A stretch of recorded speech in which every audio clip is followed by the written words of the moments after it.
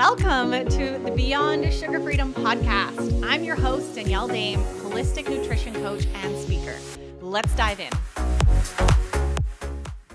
Hello, everyone, and welcome back to another episode here on the Beyond Sugar Freedom podcast. I'm so excited for today's episode and our very special guest, Lindsey Parsons, is here with us today. How are you doing, Lindsey? I'm doing great. Yeah, we're so grateful that you could join us today. This is a conversation I've been wanting to have on the podcast for a long time. And as all of you can tell by the title of this, we're going to be talking about the gut, and we're going to be talking about this really important process that our body, is dealing with every single day that has such a direct effect on our cravings for sugar and our overall health. And Lindsey is the go-to expert on all things gut health. So excited to have you here today, Lindsey. And thank you for joining us to open up this conversation, this chat, and share your wisdom. So I love to do this, obviously, with all of our guests. For those who aren't familiar with you, a great place to start is I would love to hear a bit more about your story. What got you into doing this amazing work that you're doing today with clients? And, as I know, you have your own story with sugar and everything else that you've been through over your life. So we'd love to hear a little bit about that to start us off. Sure. Well, so I did not actually start out in the field of gut health or even health at all. I was a French major in college and Wow. a master's in Romance linguistics and a doctorate in education, and worked as a study abroad advisor for many years.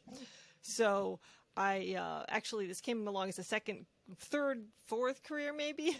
So, but the interim career was advocating for healthier food in the Montgomery County Public Schools in Maryland, where my son was at school, and that got me into the health space. I'd always been interested in health, of course, but really learning more about nutrition and getting much more interested in weight loss issues, in healthy eating issues, and sugar issues, because that was a big issue at the schools. So after I was sort of finished with that job or passed it on to my successor, I trained as a health coach. And my interest in gut health had come about because I had gut issues for years up to that point. And over the course of time came to learn that what I had was something called SIBO, or small intestine bacterial overgrowth, that had come from an episode of food poisoning that I got, I believe, while I was in Costa Rica. I had a couple episodes. And unfortunately, when you get these episodes of food poisoning, they can turn into a long-term issue that's autoimmune, because your body actually starts to attack the protein put out by the bacteria, and then there's a similar protein in your body, as happens with many autoimmune diseases, that also gets attacked, called vinculin. And I have elevated vinculin antibodies, which means that I'm always going to have an issue with my migrating motor complex, meaning the flow of the intestines after that cleaning wave, 90 minutes roughly after you finish eating, that pushes all those last bits of food and your bacteria out of the small intestine and tries to keep it relatively clean, does not work well with me, which means that I'll always get these overgrowths of bacteria in my small intestine, which cause bloating and discomfort, and then can cause downstream problems, which can, for different people, for some people, depending on what the either dominant bacteria or archaea, which are another form of life, can either lead to constipation or diarrhea. So in any case, that was something that I came over time to realize I had. In fact, it was only a year and a half ago that I actually took the test, because it's only been around for a couple years now. Wow. That tells you have those elevated antibodies, and found out that I have what's now officially called post-infectious IBS, but it's just a form of SIBO, wow. Which is the cause of 70 or 80% of IBS. Wow. Can I pause you, Lindsey? Sure. I'm curious, what test was that for anybody listening? I think IBS Smart Test. Okay, good to know. So anybody who's listening, I mean, I think will be really helpful today if you think of any testing that you recommend or that you do as well, because that's something I'm curious about. There's so many different things we can test for and so many different options, and it's good to have some good recommendations. Yeah, and you can order it yourself online for $199, and it can tell you if you've been having recurrent diarrhea that won't go away, or recurrent bloating that won't go away, especially if it's more on the diarrhea side than the constipation side, then the odds of you having some type of post-infectious IBS are pretty good, which helps you know what to then do going forward. Yeah. Yeah. So where did you go from there? I mean, then you obviously got into Right. helping, and So working I in this was, space.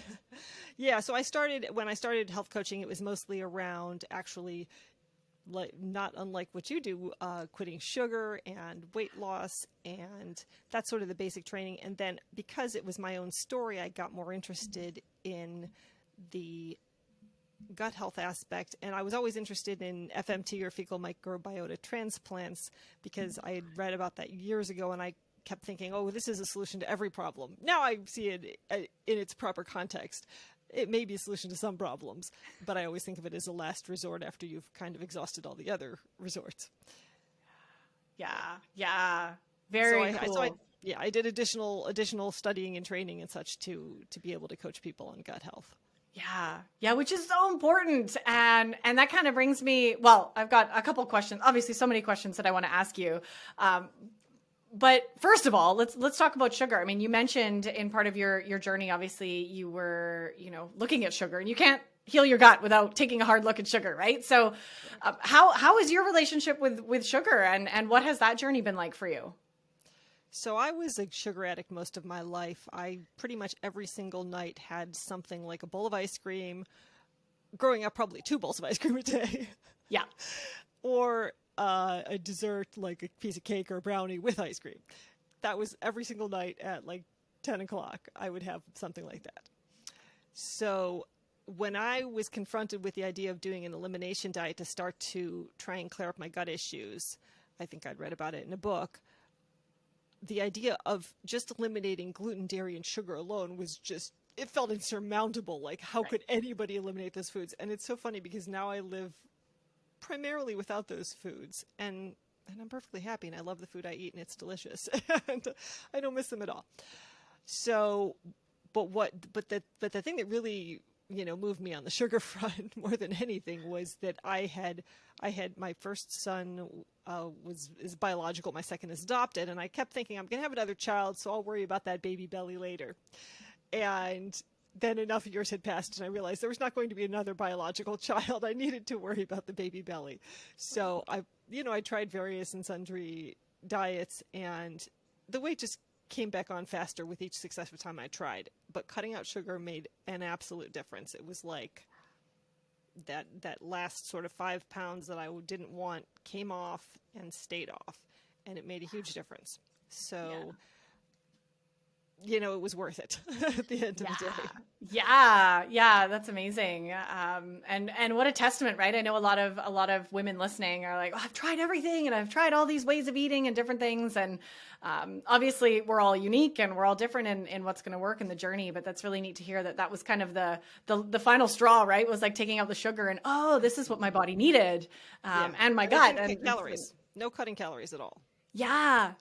Okay. Tell me more about that, because I think that's really an important part of this process that I know a lot of listeners and a lot of my clients even get kind of wrapped up. We're still stuck in that mindset, right? Yeah.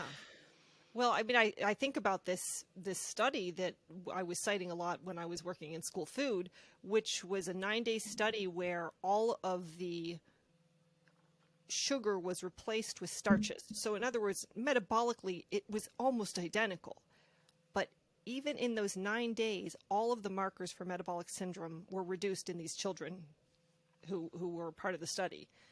So there's something unique about sugar that's harmful beyond even, say, bread, which, has a glycemic index of like 100, right? But there's something about sugar that is uniquely harmful. So, yeah.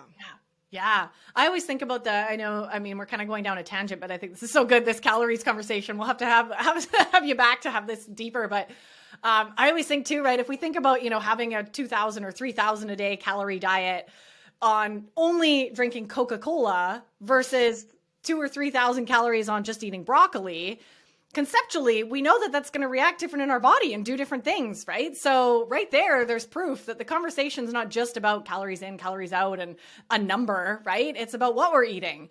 And the nuances of the toxic food versus the healthy food, and the real food, I would call it, right? That's actually going to nourish us and our gut. So yeah, It's really neat that you notice that, right? Like we don't have to feel deprived. We can actually have all this amazing food. I'm curious, and thinking just back to how long ago was that now that you really went off of sugar and started cleaning up that part of your journey? I would say that was probably about 8 years ago, maybe. Yeah, Amazing. so well, let's see, 2013. Oh no, I guess we're coming on, yeah, 9 years. So 2013 was when I had my diagnosis of Hashimoto's thyroiditis, which was the first autoimmune diagnosis I had. And I think that was when I got really serious and did the elimination diet. Yeah. So in that, do you, thinking back to getting off of sugar and you went off of dairy, you went off of gluten, right? You obviously really cleaned up. What were some of the things that made that, more possible for you? Are there any tips or tools that you would recommend to anybody listening who's terrified to do that and thinks it's impossible and insurmountable, right? Like, definitely those thoughts start to come in when we think, I can't do this. There's not going to be anything for me to eat, right? All those limiting beliefs come in. So how did you manage to survive and still find things to eat? Well, okay, so I'm going to confess that I do use some of the alternative sugars. Okay. I use xylitol, and I know it doesn't have a great impact on my gut because it does tend to loosen the stool, which is not something that I need any help with. But it does serve as a good replacement in things like, muffins, but I always was reducing sugar in recipes before that. So if it called for a cup, I'd put a half a cup. So I always was reducing. So then at the end of the day, we're talking about maybe I have a muffin and it's got a teaspoon and a half of xylitol in it. So it's not a lot. And then I think, it's funny because I taught my students or clients about this for a while before I actually really recognized the impact in my life. But you do need to somehow replace the sweetness in your life, right? And I don't mean literally with other sweetness. I mean with something that's deeply fulfilling to you. And I think there was always this moment of the day that was like, oh, it's the end of the day, like watching TV and eating something sugary at the same time was like the best moment of my day. And I think that you have to get deeper and figure out what is missing psychologically that is making you need that sweet moment and finding something to replace it that's sweet in your life that's not food. Yeah. I'm so glad you said that and that you realize that. That's a big part of what this podcast is about and everything I do with my clients. I mean, there is that, like, those cravings aren't just from our gut, right? I mean, there's huge emotional pull and emotional reason that we're craving that stuff, right? Yeah. But coming back to the physical piece, can you share with us a little bit more, because we haven't had this conversation yet on the podcast, but exactly what does sugar do in the gut? Why is sugar, and how does sugar actually impact the gut microbiome? And, why should we pay attention to that? Why is it important? Right. So there's two primary things that I think are at play. One is that it feeds Candida, which is a normal resident of our gut. Normally it would take up, say, 2 to 3% of the gut microbiome.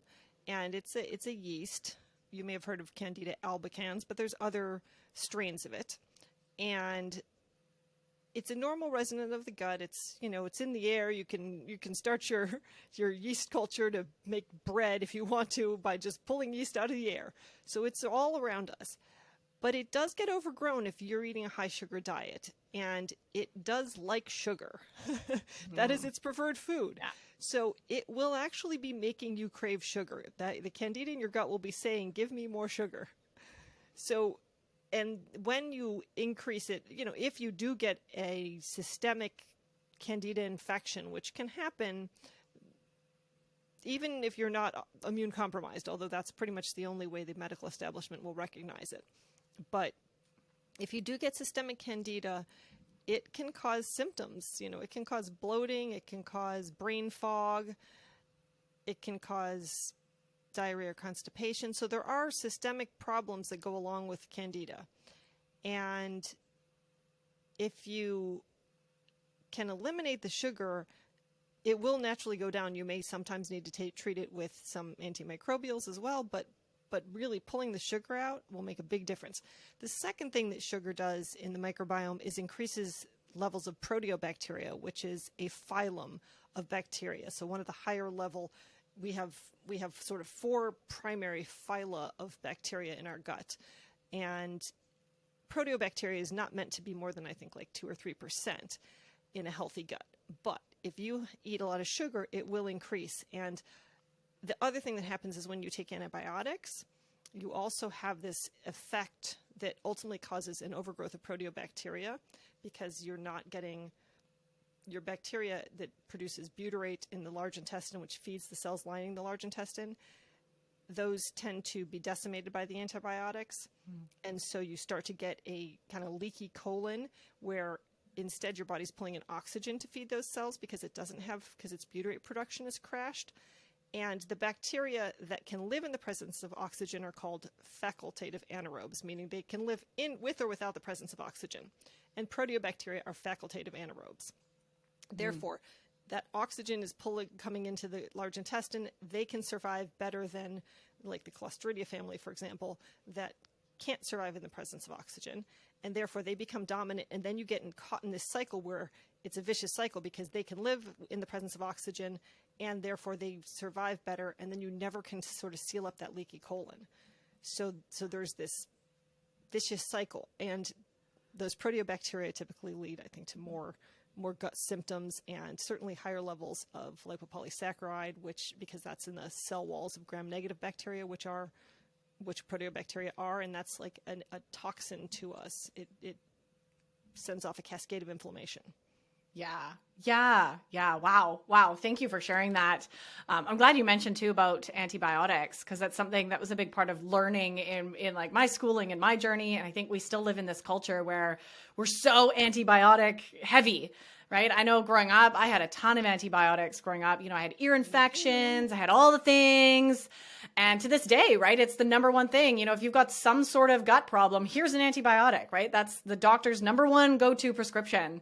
And I love that you just explained like how that can cause damage, right? It's actually killing some of the things that we need, the quote unquote like good guys, right? The actual enzymes and bacterias and pieces that have a very important role in our gut, right? Not just the fungus and the ones we want to get rid of. So what else do you see, in terms of like, let's talk about antibiotics for a second, because I know there's a lot of listeners here who might even be on antibiotics right now. Like, what do you see as a way that we can better navigate and actually heal our gut and get rid of maybe some of these, the Candida, the parasites, I know I've had lots of antibiotics for parasites from traveling and things way back in my younger years.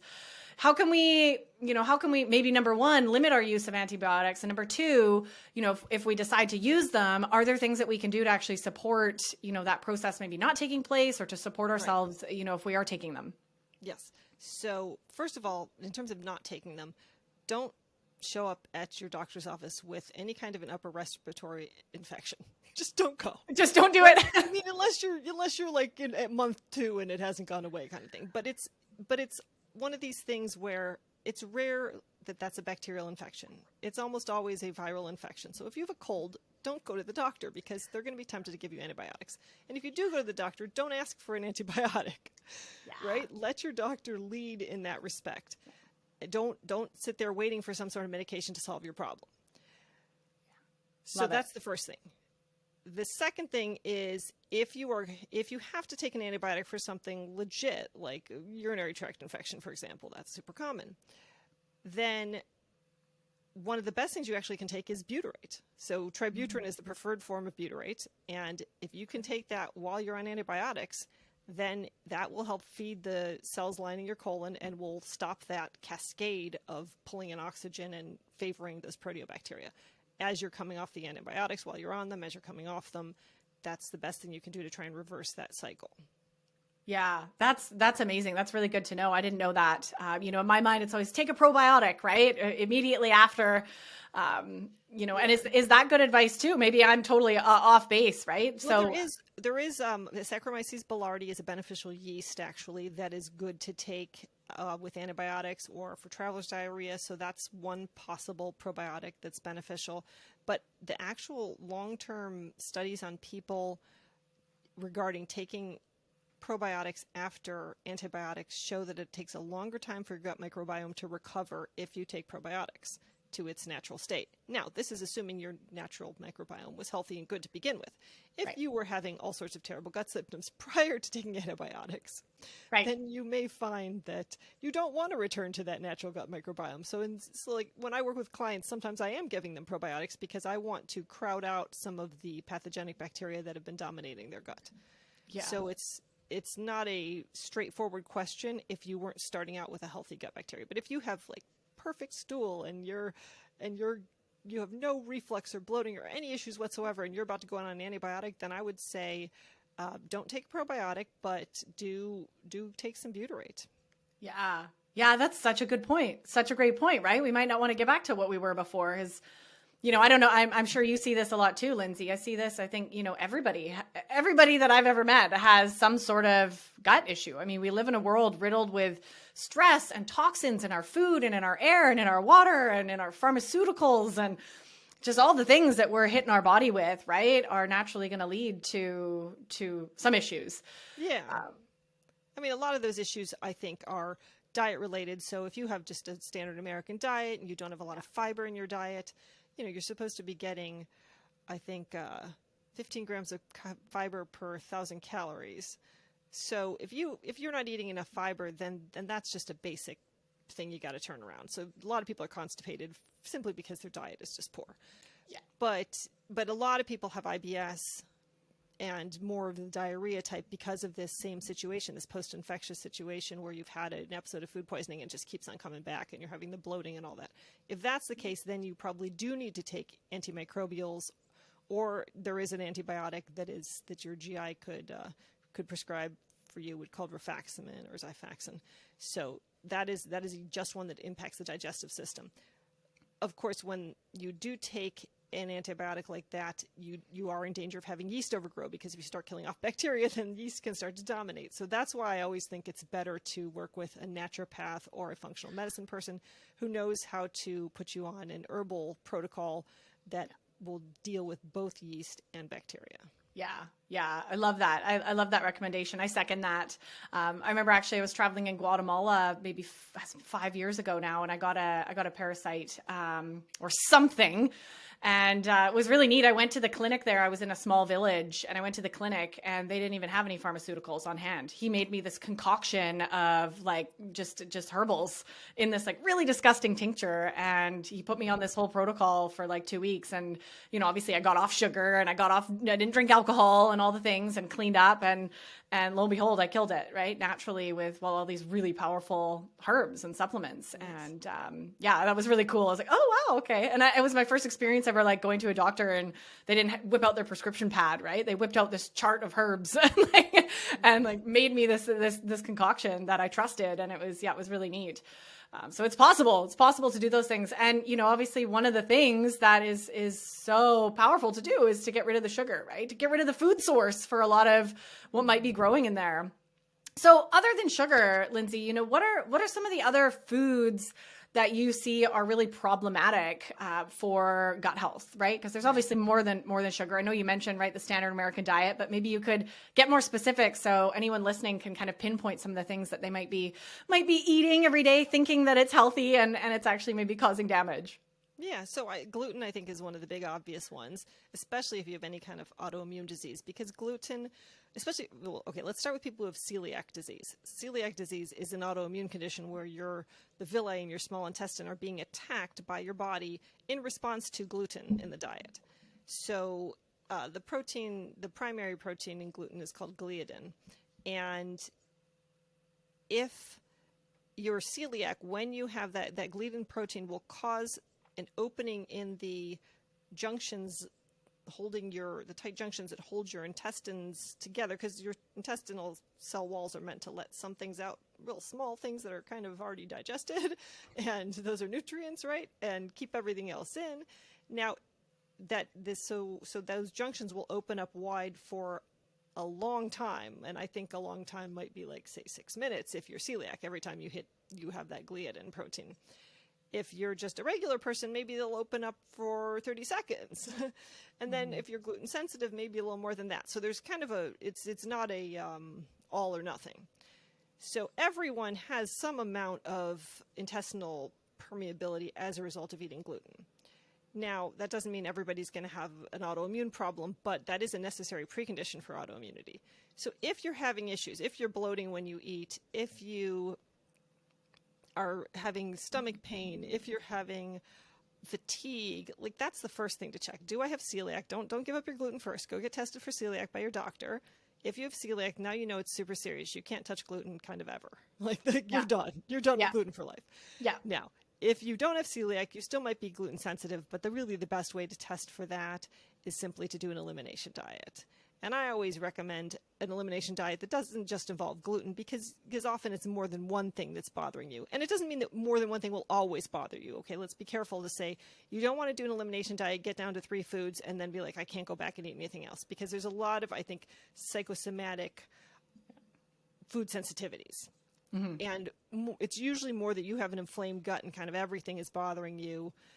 And you need to just eliminate some things and then slowly add them back in. But then you can try, say you think you're sensitive to stuff, you can always try again later to reintroduce when your gut has been healed, when you've had some time to eat a more bland diet, let's say. So anyway, what I typically recommend for an elimination diet is gluten, dairy. That's another big one that causes a lot of people problems. There's so many people who are lactose intolerant, and I'm one of them. And it took me a while to figure it out. And then it also took me a while to decide that it wasn't good enough to just take lactase enzymes to digest the gluten, because I seem to be reacting to more than that. Because when I finally did get off all dairy, my acid reflux of many years just went away. Wow. So I think I was reacting both to the casein, which is the protein in dairy, as well as the gluten. So getting off of gluten and dairy, processed seed oils, sugar, alcohol, caffeine. I think I went off soy as well, corn. Those are the big ones in terms of allergens. So if you can get off those for, 3 or 4 weeks and then reintroduce them one by one, then you can really test how you're reacting to it. Now, I don't think every single person needs to get off gluten, but if you've got a gut issue, I would say you definitely want to get off of it for a time and just give your gut a rest and let it heal up and seal up. Yeah. Oh, that's a good one. Heal up and seal up. Yeah. I love that. And that's a great list.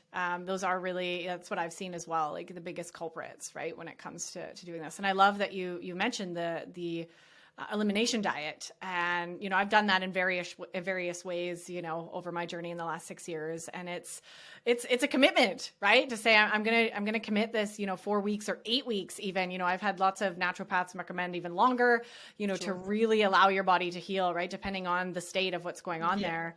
And I can just hear the women listening to this podcast right now, and I can hear my clients going, well, then there's nothing left for me to eat.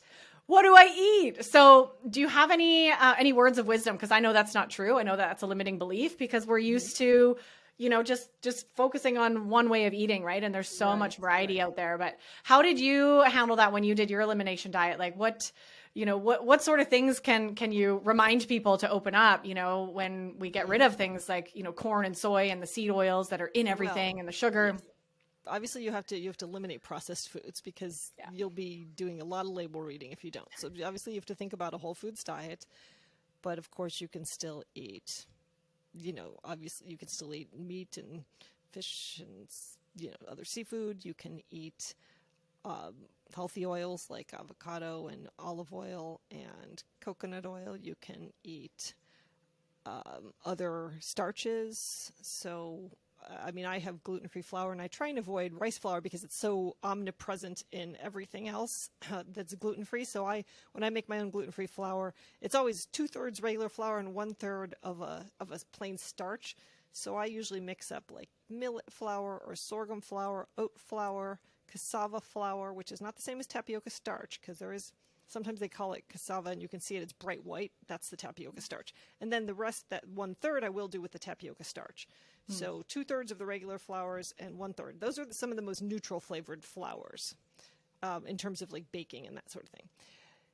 So I'll make my own gluten-free flour using that, and I can use that for various things and recipes and such. And then instead of dairy, I find that avocado is a wonderful kind of umami, creamy, fatty thing that replaces dairy super well. Like in a sandwich, a slice of avocado really replaces cheese well. I don't go in for those fake cheeses because they're mostly soy based, or I don't know. They're just a bunch of fake food. So I don't really go in for those unless I really need to recreate cheese. Yeah. And then I eat a lot of Asian food because you can just replace soy sauce with tamari or with coconut aminos, and almost all Asian food is dairy free. So at that point, you're good. So I find that that's really easy. And then, there's good pastas out there. Of course, I eat rice, and I eat, brown rice and millet pasta. And I certainly still eat what resembles a normal diet, but I did find there are some things, right? Like pizza. You can replace it with gluten-free crust and fake cheese, but at that point, it's just not even pizza anymore. So when I can eat pizza, like, that's a cheat day, right? That's just a day I'm going for it. But I don't do that very often. And, when I do it up, and then I enjoy it, and I take my enzymes to digest gluten and dairy, and so I feel a little bit better, but you obviously haven't found the right replacement yet. I have a keto crust that's actually made by a local company near me, and it is so good. It doesn't taste like pizza crust. It tastes like I'm having kind of something else, but it's so good. And I found an actual, at least locally here, like an actual cashew-based cheese. It doesn't have toxic oils in it. Okay. And it actually, like, for me, it's a good go-to. Yeah, okay. It's great. Okay. But I get what you mean, right? There are certain things that are like, creating the fake version of it is just not worth it, right? Like, and is actually sometimes more harmful, right? A lot of these new products, these vegan and fake, like you said, a lot of these fake cheeses, a lot of the stuff that's popping up to fill this gap for people. We do have to be careful. And I appreciate this word of warning, right? For everyone, that it's not just about, giving up dairy and gluten and then going and eating all these other toxic things, a lot of gluten-free things and a lot of dairy-free things and sugar-free things, right, are just loaded with other chemicals to make them flavorful, right? Or other things that we definitely don't want in our body either. So the whole real foods, right? And finding new favorites, which it sounds like you're doing, right? Finding just new meals that you love to eat, and this Asian food that you love, or, there's so much variety when we start actually looking, right? I think the problem is when people start out with the idea like, okay, so my favorite food is mac and cheese. How am I going to make that gluten and dairy free? Yeah. And I'm just like, you got to just like, think differently. You can't just try and replace your incredibly dominated by gluten and dairy diet with one that just has fake gluten and dairy, right? Like, that's not going to make you feel satisfied. Find different foods that you love, because you will come to know and love those foods and not feel deprived. Yeah. And I would even add to that. I love that. Thinking about like that mac and cheese or the pizza or those things that are just like cheese and gluten and sugar, right? What's our attachment to that? Right? Like, why are we so darn attached to, well, I could never live without pizza, or I could never live without my mom's famous mac and cheese, right? There's so much more going on that, whenever you think like, well, I couldn't live without X, that right there is such a red flag that there is such a codependency, right? Or there is some sort of really deep wound attachment, whether it's emotional or, spiritual or habitual, or just this coziness, or there's so many things that, kind of lay behind that. So I just want to plant that seed. Anyone who's thinking that, like, well, I couldn't live without pizza, right? Why? Right? That's a big red flag to kind of start thinking deeper into, like, what role is that pizza playing in your life that it is so darn important, right? Yeah. Well, I have to tell this story because it's kind of funny. Yeah. My son left for college this year, and, at some point wrote me and said, my stomach is in agony. And I said, well, you need to stop eating pizza for every meal. And he said, how'd you know? And I said, because it's available. Yeah, because I know what it's like to be in university. The minute that child had access to pizza 24/7, and he did start altering his diet, and sure enough, the pain went away. Yeah, it's amazing how our body can respond when we nourish it, right? Speaking of which, I know earlier you mentioned, and I wanted to go into this a little bit. We've had a guest on the podcast a few months back that talked about her journey with Hashimotos, but you mentioned earlier that you struggled with this as well. So I would love to hear how you went through that. Number one, like how you first figured out that you had Hashimotos, what it is, and how have you since put that into remission naturally? Okay, so Hashimoto's is an autoimmune thyroid condition, one of the most common autoimmune diseases. And like all autoimmune diseases, it involves your body attacking your own cells. And in fact, it's very related to gluten because the protein, the gliadin protein, resembles the cells in your thyroid gland. So when you have these undigested proteins escaping into your system and your immune system activating against those escaping proteins, because you have the simultaneous opening with the gliadin protein as well as then the escape. So your immune system starts to attack that. It starts to attack your thyroid gland, and then you can end up hypothyroid. Or I guess you could end up hyperthyroid as well, which is Graves' disease. So, but Hashimoto's, I think, is much more common. And when you're hypothyroid, then you can start having your hair fall out, or the part of your eyebrows come out, or you can feel cold all the time, exhausted. Those are typical symptoms, weight gain. So for me, actually, it was found out because my doctor felt an enlarged thyroid, because I also had nodules in my thyroid. And then I was sent for an ultrasound, and they saw the Hashimoto's damage because as your body is attacking your thyroid gland, part of it's getting destroyed. So that's what they saw on the ultrasound. And that led me to really start getting serious about what was going on. And I now know that likely that came about because of my SIBO, because of what was going on in my gut. Because those gut infections cause a permeable gut, which then leads to that, and also just a sensitivity to gluten. So when I cut out the gluten and the dairy, that was the beginning of the process of trying to reverse the Hashimoto's. And then really, it was gluten, dairy, and soy that I ultimately determined were the most significant. And I just kept retesting my Hashimoto's antibodies against those things. And I saw them dropping each time I kind of persisted through staying off those foods. I eventually went back on soy, although not much. I mean, it's very incidental in my diet at this point because I don't eat many processed foods. But the gluten and the dairy seemed to have a real positive impact on my health and in getting rid of them. And also, to be perfectly honest, like even if I could eat gluten on a regular basis, it is in every food that I shouldn't eat, right? Like it's in every food that's not good for you, that's sugary, that's empty calories. So it's almost like a freedom that I can go to a buffet or a party and go, I can't eat those cookies, I can't eat that cake, I can't eat those brownies, all these things that I don't want to eat because they're terrible for me and they're full of sugar. I can't eat them anyway because of gluten. So it is sort of a wonderful freeing thing to declare yourself gluten-free and to be serious about it.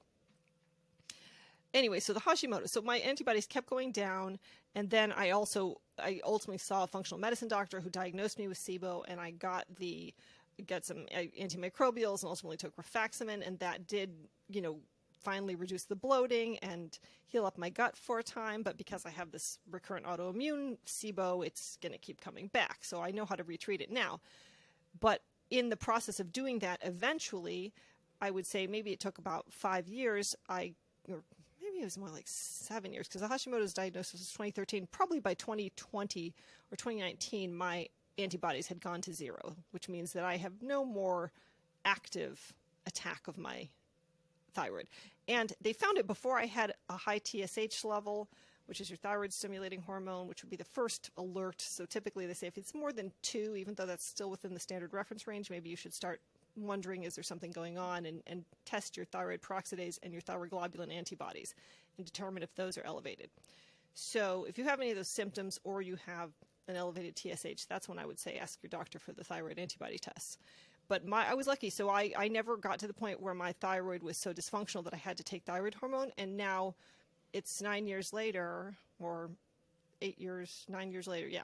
And I still am not on any kind of thyroid hormone. And by the way, when I saw the endocrinologist, they said, well, you're just going to your thyroid's just going to get attacked more and more. And eventually you're going to go on thyroid hormone. And then maybe eventually you'll have to have your thyroid removed. And that was what my prognosis was. And wow. I just refuted that entirely. I said, no, that is not the path I'm going down. Yes. Wow. That's amazing, Lindsey. Oh, it gives me goosebumps hearing you say that. Like, it's so empowering when we make that choice, right? No, I'm going to support my body in healing naturally. Mm-hmm. And I think that people just don't know that's an option, right? We just don't know that our body actually can heal itself. Yeah. Right? When we actually remove the toxins, our body can actually function properly, right? Yeah. And we don't need to go on all of these drugs or have these, life-altering surgeries. Yeah. Now, if you do have an elevated TSH and you should go on the thyroid, replacement hormone. Like that's important to your health.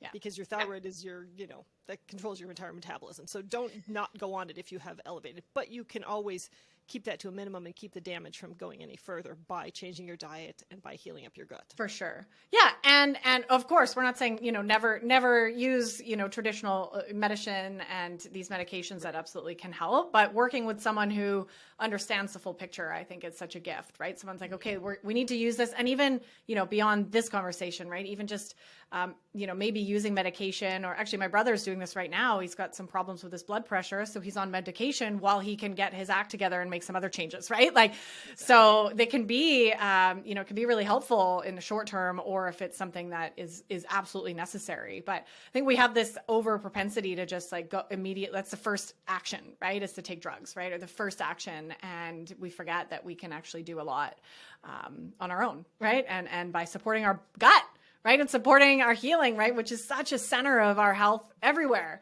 right? And a center for bringing this back to sugar in this conversation here for everyone listening, right? Is such a source of, when we have an imbalance in the gut and these things like Candida or parasites or fungus or things are growing, they're really just yelling and sending those signals to our brain to just keep eating sugar, right? So we're kind of at this tug of war, physically speaking, that are driving a lot of these cravings, and a lot of everyone who's listening and walking around out there, your source of, major cravings could be as simple as getting your gut back in balance, right? And I mean, I don't mean simple. It's not always simple, right? And it can be a commitment and a journey. So for anyone who's wanting to start that journey, Lindsey, who's listening to this and going, oh boy, yeah, I've got some work to do. My gut is definitely needs some attention. What would you say are some of like the first steps? Would you say just jumping into an elimination diet is the first thing anyone should do? Or, what are some of the first steps or takeaways, from this talk for anyone who wants to start maybe looking at gut health or even getting some baseline testing done? What would you recommend in those areas?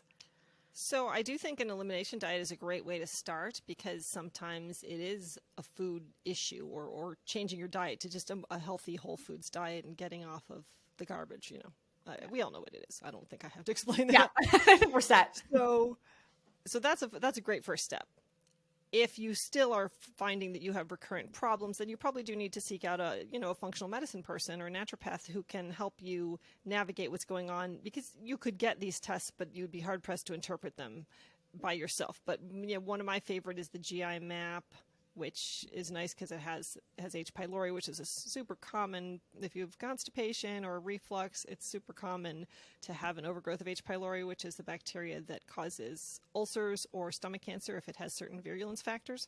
So, that's a good test that has all. It also covers all your digestion. It covers some of the common bacteria that are overgrown or pathogenic, all of the parasites that you could have. It does have yeast on it, although not a particularly good marker for yeast. Much better to do an organic acids test for that. So those are some of the organic acids test and the GI map are my two favorite.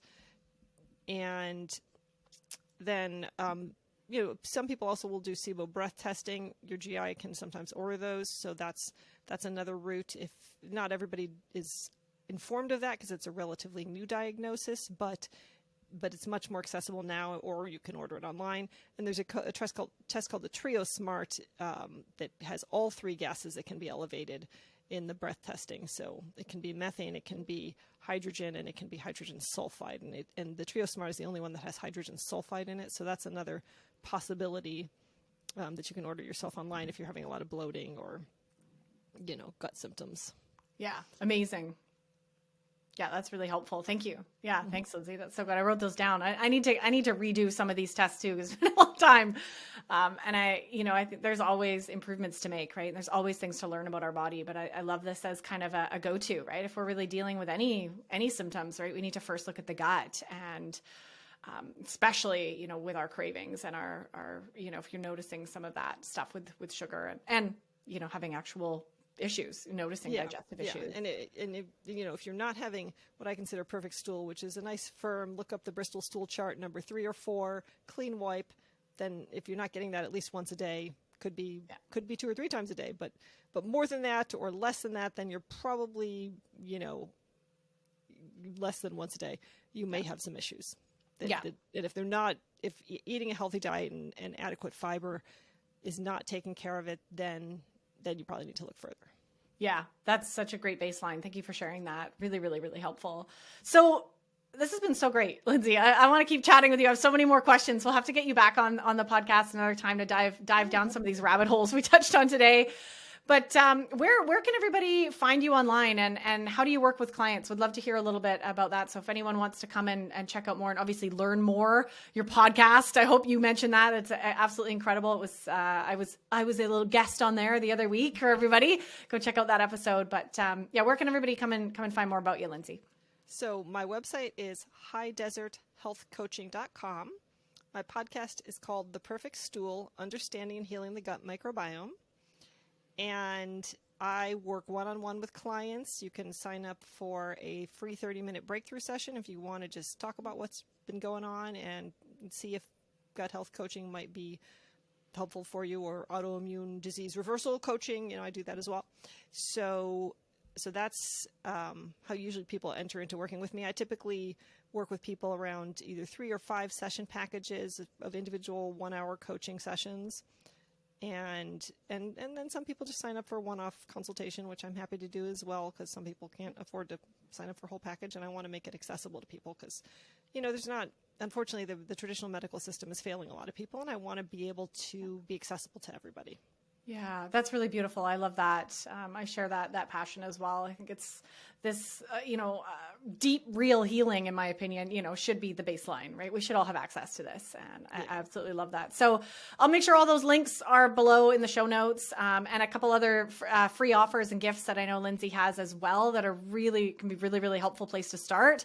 So I'll make sure the links are definitely below here. And thank you so much again, Lindsey. This was so much fun to have this conversation and finally talk about deep dive into gut health here on the podcast, which we're long overdue because it's such an important piece of our overall health. And any final words of wisdom, Lindsey, any pieces that we didn't get to cover today that you really want to make sure everybody leaves with? My general word of wisdom is don't accept that whatever you have is not fixable. Like almost everything is fixable, right? Like, especially if it's a chronic condition of some sort. Almost everything is reversible, improvable, fixable. Like, don't give up hope. If you haven't yet found the solution, then you probably haven't yet found the root cause. Work to find the root cause of your problem, and you will find the solution. Oh, I love that. That is such a powerful message. Thank you for sharing that. I absolutely second that. We have so much more power to heal than we think we do, right? Yeah. And we just haven't found that thing yet, right? The cause yet. Yeah, so beautiful. Well, thank you again for being here. And thank you everyone for tuning into another episode. We'll see you on the next one. Thank you for tuning into another episode. If you're loving what we talked about today, please remember to subscribe, leave a review, and share this episode with someone you love. And if you're ready to dive deeper into discovering your root causes and patterns that are keeping you hooked on sugar, be sure to check out our brand new free workshop series that will help you kick emotional eating for good. Find the link to download this free series and other amazing resources in the show notes below.